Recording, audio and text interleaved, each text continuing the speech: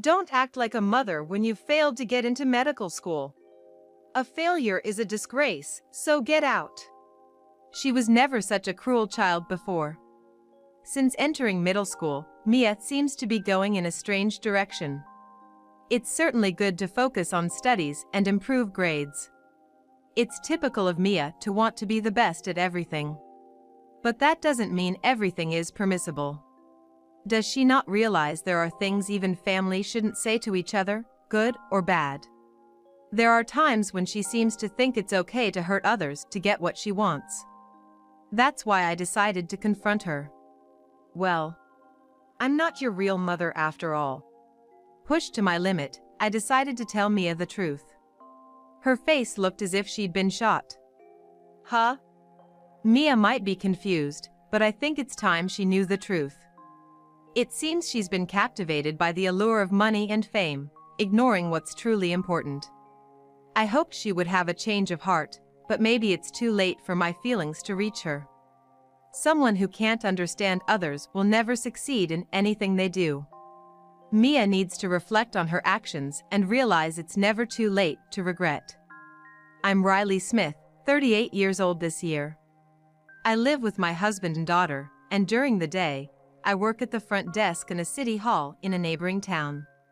It's been 20 years since I graduated from high school and started working, so I guess I'm an experienced worker in this field.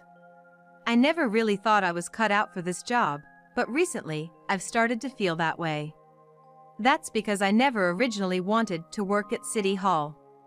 To explain why someone like me, who never wanted to work at City Hall, has been a public servant for 20 years, I need to start from the beginning with my family. I was part of a family of 4, my father, mother, my older sister Alice, and me. Alice was academically gifted, always at the top of her class, and she decided to challenge herself by applying to one of the toughest departments to get into, medical school. Alice got into medical school right after high school, but we didn't know how expensive it would be. Apart from the regular tuition, there were additional costs for experiments and practical training, and living expenses since she had to live on her own. The money was never enough. However, my parents, proud of her, didn't want her to give up her dream and managed to make ends meet with their modest income. Their struggles were evident even to me, who was a high school student at the time. But once my sister moved to the city for her studies, we didn't realize how much she had changed. It's not surprising that Alice, who had been focused only on her studies until high school, went off the rails living alone in the city. She began to spend less time on studies and more on fashion and hanging out. Each time she came home for the holidays, she looked more sophisticated. As someone who still lived at home even after becoming a working adult, I felt strange watching Alice transform from someone who had nothing to do with fashion to someone who was now all about it. I had a bad feeling watching her change. Meanwhile, I was working hard every day to become a nurse. I had a strong desire to be like the nurse who was very kind to me when I was hospitalized. One day, when Alice was home, I opened up to her about my aspirations. But Alice just laughed at me. "What, Riley? You want to be a nurse? Nurses are just underlings to doctors. Why would you want to be that? You're really weird," she said dismissively, waving her hand indifferently. "Well, you do your best, I guess." I was shocked by Alice's words, but I had no intention of giving up my dream because of what she said. I continued to study hard every day, but on the day of the exam, I wasn't feeling well and couldn't perform my best, resulting in a rejection from the college I applied to. I was shocked, but seeing how hard my parents worked to send Alice enough money to live comfortably despite our tight family budget, I couldn't bring up the idea of going to another private college or taking a gap year. I knew if I insisted, I would just be a burden to them. I wanted to avoid that at all costs. Around that time, I saw a notice for a civil service exam in the neighboring town and decided to give up on college and start working right after high school. I had indeed been studying to become a nurse, but I realized being a nurse wasn't the only path in life. Besides, a government job meant I wouldn't suddenly lose my income due to bankruptcy or layoffs. And surprisingly, I found the job suited me quite well, and I felt fulfilled every day. When I learned I didn't get into college, I thought I was at the lowest point of my life. But now, I think maybe failing to get into college led me to this rewarding job. One day, when I was 20 and still living at home. It was a Friday, and I was thinking about what to do over the long weekend while eating dinner. Suddenly, I heard someone enter through the front door. When I hurried to the entrance, there was Alice. Alice, is that you? Welcome back. Then, Alice entered the house with a face like she was about to cry. Hey, what's wrong? Something must have happened. At first, Alice was just silent, but then she started to speak in bits and pieces. According to her, she was pregnant. Now that I think about it, every time she came home, she talked about a guy she was dating, but it seemed to be a different guy each time. So, you're pregnant with your boyfriend's baby? That's right. What am I gonna do? The guy you mentioned last time? No, I broke up with him a long time ago. I don't know. Basically, she got pregnant without realizing it while dating different guys. It seems she doesn't even know who the father is. Gosh. So, what are you gonna do? What about college? I can't just quit college now. It's too late for that. She had been wondering why she hadn't gotten her period, and then she found out she was pregnant. She was always careless, and by the time she realized she was pregnant, it was too late to choose not to have the baby. But you know, the baby's gonna be born anyway. You need to think about what to do. Please, Riley, help me. Alice begged desperately. I couldn't help but think. Luckily, I had an income and some free time since I started working earlier than Alice. Maybe I could take care of the baby while Alice was busy with her medical studies. But I was worried whether I could handle raising a child. Look, it's not the baby's fault, right? Help me out. Sure, the baby was innocent, and I couldn't let Alice's goal of becoming a doctor be ruined now. She was pursuing a career in medicine, which I once dreamed of, so I should support her in any way I can. I have to become a doctor. You have plenty of free time as a civil servant. You can help me, right? Although Alice's reasoning annoyed me, I couldn't let the child suffer. I thought Alice, in her current state, might find it difficult to raise a child. All right. I'll take care of the baby. But remember, you're the mother. You should visit and take care of your child when you can. I get it, I get it. I'm counting on you for now. The heavy atmosphere from before vanished. She looked relieved, as if a weight had been lifted off her shoulders. I thought she was being selfish, but at that time, this was the only thing I could do. Alice named her daughter Mia and left her in my care. Take good care of Mia for me. I'll come to check on her later. Alice said, but she never came to see Mia. I tried to contact her occasionally, but never got a reply. At this rate, Mia wouldn't even know who her real mother is. So, I decided to treat Mia as my own daughter. She is Alice's child, but she's so adorable that I couldn't love her more if she were my own. I resolved to give her all the love Alice couldn't. When Mia was 2, I married my boyfriend at the time. He proposed knowing that I was raising my sister's child. His love for Mia, as if she were his own, was a big reason why I married him. Mia seems to think of him as her real father. I try my best at parenting, but it's not easy. My husband is busy with work from morning till night, so he can't be much involved in parenting. Naturally, it falls on me to be the primary caregiver. I wonder if Mia feels something about her father not being around much. She started to become more rebellious towards me. They say girls develop fast, but I didn't expect the teenage years to come this early. Though we've had our clashes, my only wish is for Mia to make the best choices for herself. I'm willing to do anything that's good for her. Of course, thinking about the expenses involved, I've continued working as well. When Mia was in 6th grade, She said she wanted to take the entrance exam for a private school. I want to try for this school. What? Entrance exams? Why all of a sudden? The uniform at that school is so cute. I just thought it would be nice to wear it. She replied. It's true the school is known for its cute uniforms, but it's also quite academically rigorous and not easy to get into.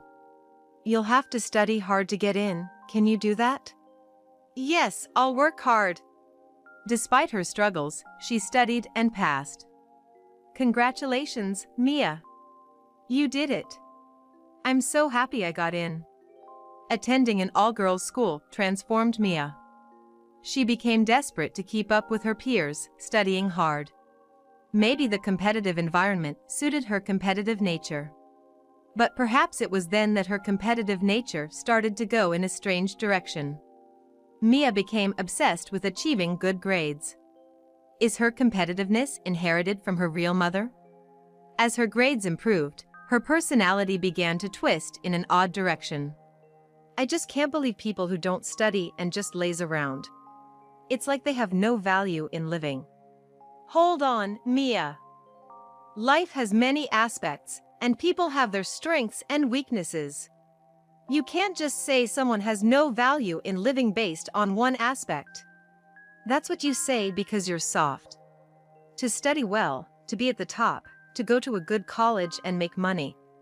What's wrong with that? What's gotten into you lately? Being good at studying doesn't make someone better than others. I said. It's clear she's her mother's daughter, believing only in the importance of academic success. And just like Alice, Mia decided to aim for medical school. Of course, a woman who can earn her own living is a nurse. With that qualification, you never go hungry. Mia doesn't know her mother Alice, but it seems blood is thicker than water. I did everything I could to support Mia in achieving her goals. Paying for prep courses, mock exams, and application fees wasn't cheap, but it was all for Mia's dream. However, Mia seemed to take my support for granted. Worse yet, she started lashing out at me whenever something didn't go her way. One day, I got a call from Mia, who was at her prep course. Hey Mom, can you come pick me up? What? Why all of a sudden? Did you forget your train pass? Mia usually took the train to her prep course, so this sudden request made me think something was up. No, it's nothing like that. It just started to drizzle a bit. Drizzle? Oh, right. There's a foldable umbrella in your bag, I said. Then I could hear her sighing over the phone. Don't you even think, what if I catch a cold? You're really clueless. That's why I hate having a dumb mom. I was disappointed by Mia's attitude, which showed no regard for how her words might affect me. But, you know, I'm at work right now, and I'm going to be late today. It's a busy period. What? I'm asking you to come pick me up, and you're saying no because of some job anyone could do? If I get sick, will you take responsibility? She accused me over the phone. Her attitude wasn't new. Whether it was her rebellious phase or looking down on me, she was becoming increasingly disrespectful. I once had a talk with her and my husband about her attitude, but it seemed to have no effect. She started thinking she was superior because she had the brains to aim for medical school. Being fawned over at school for her academic achievements probably fueled her delusions. But, with the uncertainty of exams, I thought it best not to provoke Mia and kept my concerns to myself. Meanwhile, Alice, Mia's biological mother, hadn't been in touch at all. She seemed too busy with work to respond to any of my messages. Lately, Alice has been popular as a cosmetic surgeon, appearing on TV and in magazines, so I understood she was busy, but did she not care about her own daughter? I wondered what Alice would do in my place, but I continued to support Mia in every way I could.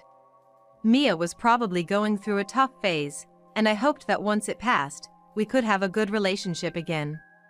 But little did I know that my hopes would soon be shattered. As college application season began, Mia became more irritable than ever. It's a significant turning point in life, so her stress was understandable. Having experienced a failure to perform my best due to ill health in my own exams, I didn't want Mia to go through the same. I did everything I could to support her, but whenever we met, she would glare or click her tongue at me. I was frustrated, but I calmed myself, reminding me that it was all for Mia. All her hard work paid off, and Mia got into college. Phew, finally done with the exams. Now I'll be a college girl from spring. Well done. I always believed you'd make it. Well, what else would you expect from me? However, the real problem started then.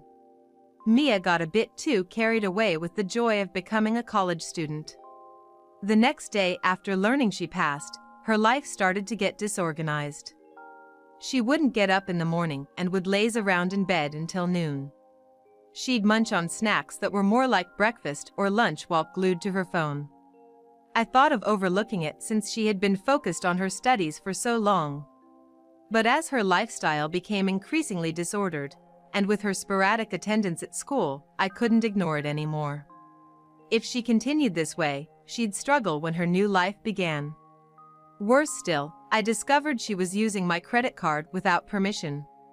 After seeing unfamiliar charges on last month's statement, I asked her, and she admitted to using it, which shocked me. Look, I understand you're happy about getting into college, but your recent behavior is excessive. Your lifestyle is all over the place. Well, I got in, so I want to live the rest of my high school life the way I want. The way you want? Does that include shopping with my credit card without permission? What? I had to use it. The site doesn't accept anything else. You nagging about every little thing is why I can't stand mothers like you. Mia was clearly not happy being scolded, grumbling, and complaining. Honestly, I wanted to live on my own. I was surprised to hear this all of a sudden, as Mia's plan was to commute from home to the college she got into. Wait, live on your own? What are you talking about all of a sudden? That's not what we're discussing right now. I wanted to experience college life freely, living on my own. But I can't since the college I got into is within commuting distance from home. She explained. I thought she was happy about getting into her first choice college, but it seemed she was unhappy because she couldn't live on her own since it was close to home. If I lived on my own, I wouldn't have to deal with all this nagging. Once Mia got upset, it was hard to get her back in a good mood. But seeing her recent behavior, I couldn't stay silent anymore. Then Mia brought up something shocking. Don't act like a mother when you failed to get into medical school. A failure is a disgrace, so get out. What? Why would you say that? I know about it. You flunked medical school and now cling to a job anyone can do. I couldn't understand why Mia was saying this. Frozen in shock of Mia, thinking I had nothing to say, hurled more words at me. I found your exam ticket with your name on it. It was in the bookshelf. Failed medical school, yet you preach at me. I had kept my old college entrance exam ticket as a bitter memory and a bookmark, never expecting Mia to find and use it against me. That's not relevant right now. You're the one acting all high and mighty. If you leave, I can do what I want. Dad's hardly ever home anyway, so it's practically like living alone. She pointed out, gesturing towards the front door. Go on, leave. It's embarrassing to be seen with someone as dumb as you. Dealing with a rebellious, upset daughter. I wondered if this was normal. But I had reached my limit. She didn't seem to understand the difference between what's okay to say and what's not, babbling on without a care. It was time to tell her the truth. You know, it's only natural I don't understand your feelings. What? What's that supposed to mean? Well, I'm not your real mother, I revealed. Mia looked at me, unable to hide her surprise. It wasn't surprising, given that I had always kept silent to avoid hurting her. But there was no longer any reason to hold back. So, I'm not your real mother. Maybe I should say I have no obligation to do all this for you. What? Don't you understand? What, you're going to abandon everything now? Isn't a mother supposed to support her child? I took out my phone and said to Mia, Want to know who your real mother is? It's Alice Wilson. You've probably seen her on TV. What? That Alice Wilson? The cosmetic surgeon with the beauty of the millennium? Yes, recently she's been called that on TV. She's your real mother. Mia looked at her phone incredulously, apparently searching for information about Alice. No way, why? Well, you might as well ask your real mother yourself. Mia started pacing around the room, phone in hand. But Alice Wilson lives in one of the most upscale neighborhoods in the city, right? She has a room just for her designer bags and another for her beauty treatments, at least that's what they said on TV. So that's my real home. Wait, you want to go live with your real mother? I asked Mia. Of course. I refuse to stay in this poor-looking house with just a tiny 120 square feet room for myself. Poor-looking house, huh? I was sick and tired of living with an annoying mother like you. I thought if only you'd leave, I could live my life the way I wanted. She continued, glancing at her phone. Wow, I can't believe Alice is my mother. Is this some kind of miracle? Guess you're not needed anymore. Mia said, pointing at me and laughing. That was the last straw for me. It's understandable she would think that, seeing only the public face of Alice. But Alice was the kind of person who wouldn't raise her own child. Mia, with a little thought, should have questioned why she wasn't raised by Alice, but she didn't. She just blamed me unilaterally. You've said enough, I get how you feel about me. Maybe you should ask your real mother to pay for your college then? Of course, that's the plan. Someone as wealthy as her will easily pay for her own daughter's education. So, you think that? I raised you until you were an adult, but now you're going back to your real mother, and I'm no longer involved, right? Then, Mia looked at me with an air of annoyance, giving nonchalant responses. Sure, whatever. I'll be glad to be rid of someone as annoying as you. I handed her a piece of paper. Then sign this. It states you're leaving this house, you won't have any dealings with me from now on, and you're renouncing any rights to inheritance or anything else. That's what you want, right? What's this, talking about inheritance as if you have anything worth inheriting? You're all talk. Mia scoffed as she quickly signed the document. There, happy now? She asked, handing it back. I took the document silently. As soon as she signed, Mia left the house in a hurry. I'll just go to the address you gave me.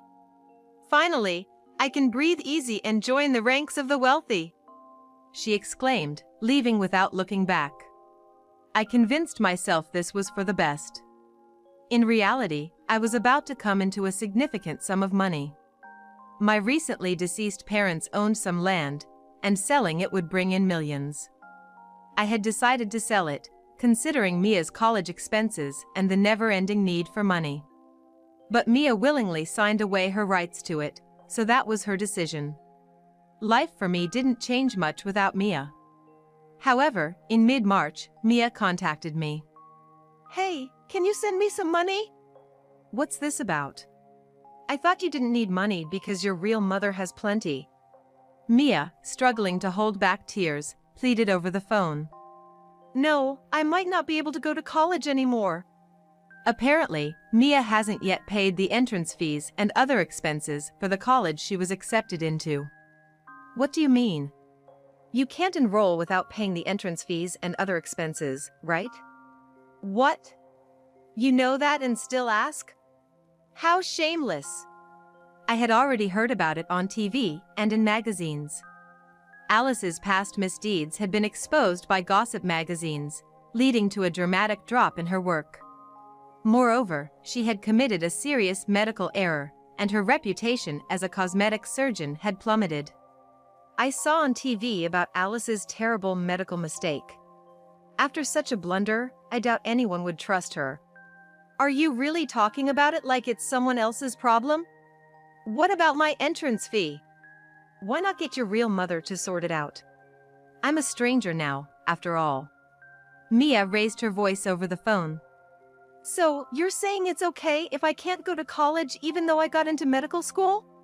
Whether you go to college or medical school, it's all the same to me. You can't just say it's all the same when it's your daughter. But I didn't ask you to go to medical school. Besides, didn't you say not to act like your mother? I could hear Mia struggling for a response over the phone. But I didn't mean that. Sure, you were happy about getting into medical school. But don't you understand there are things you shouldn't say to people? Not even a mother can forgive everything. But I don't understand that. Mia replied, her voice sounding tearful. I knew I had to say what needed to be said, so I spoke to Mia. Well, you wouldn't understand if I just said it out of the blue. Can we meet to explain? Yes, I want to see you, Mom. Mia exclaimed, eager to meet. After all the terrible things she did while living at home, and now suddenly wanting her mother. Mia's actions were beyond what could be excused as teenage rebellion or stress. Maybe it was kind to make her understand the reality. I arrived at the agreed location to meet Mia. Holding a thick envelope, I saw Mia running towards me. Oh, good. The deadline for the entrance fee is the day after tomorrow, she said, her first words about the deadline. Watching Mia, who was still the same as ever, I thought to myself. So, where's the money? Mia asked, extending her hand towards me. I placed the documents I had taken out of the envelope into her open palm. What's this? This is the agreement we made. What agreement? What are you talking about? Don't you remember? If you look at it, you'll understand. I said, pointing to the documents already signed by her, cutting ties as family and renouncing any inheritance rights. I was only taking care of you. I'm not your mother, and you yourself said I wasn't, right? I did, but... You can't just say hurtful things to someone and then expect help when you're in trouble. That's not how it works. But... She trailed off. I gently placed my hand on her trembling shoulder and said, You said you wanted to cut ties as family and go live with your real mother, renouncing all inheritance. You need to take responsibility for your own words. But I just said that in the heat of the moment. So, what now? You think you're not to blame? Yes. Well, maybe a little. But I was just stressed, so much stress. Mia started making excuses. So, you think it's okay to say things you shouldn't and hurt people just because you're stressed? I didn't think it was a big deal, just a joke. I never thought you'd be hurt by that. She replied awkwardly, still not grasping the gravity of the situation. I'm deeply disappointed with Mia, who continues to talk only from her own perspective, regardless of what's discussed. You know, I need you to become a doctor. So, you only need a mother when it's convenient for you. It's about time you learn that hurting people has real consequences. What? You can't be serious. What will happen to me if you abandon me? I left her there. Mia seems to be crouching in the same spot, looking down, but I didn't look back. In the end, Mia couldn't pay her college entrance fee or tuition and was unable to enroll. Scholarships and such processes couldn't be arranged so quickly, so either way, enrollment was impossible. Someone who can't understand others' feelings doesn't bode well for a future doctor. By the way, Alice also contacted me later, but I refused to take her call without a second thought. She never bothered to reach out before but tried to cling to me conveniently when she was in trouble, just like mother, like daughter. I'm now enjoying life with my husband, something we haven't had in a long time. And I'm working hard to pursue a long-held dream. I always wanted to be a nurse. And I've rediscovered that desire. Sure, I can manage my current job well enough after doing it for so long, but it's not what I truly want to do. I've decided that I want to pursue my long-held dream, rather than settling for a job that just offers moderate fulfillment and stability. I realize that taking this step at my age is quite bold. But I've decided to stop keeping my desires bottled up and hidden away in the depths of my heart. Today, I'll continue studying for the college entrance exams.